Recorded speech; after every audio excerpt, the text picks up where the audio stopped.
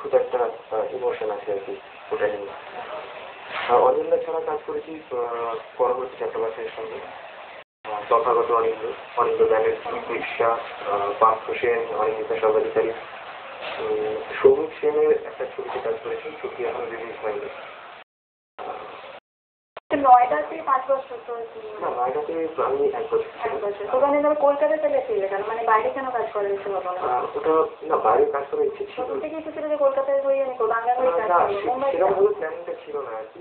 ওখানে কাজ করতে করতে কলকাতায় আসি, যে এখান থেকে মানে বহুদিন বাড়িতে আসা হয়, আসি এসে তারপরে আবার কি করবো সেটা দেখবো, এমন সময় এখানে এসে এই তথাগত ব্যানার্জির সঙ্গে আলাপ হয়, মানে আমার প্রচুর কাজ করেছি ওনার।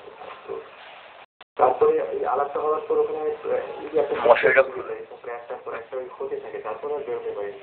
একটা কথা জিজ্ঞাসা করি যে সাধারণভাবে যেটা দেখা যায় যে সবাই মানে ইন্টারেস্টেড হন ভীষণভাবে যে ক্যামেরার সামনে দেখা করছে, ক্যামেরার পেছনে কাজ করা এবং সেটা মানে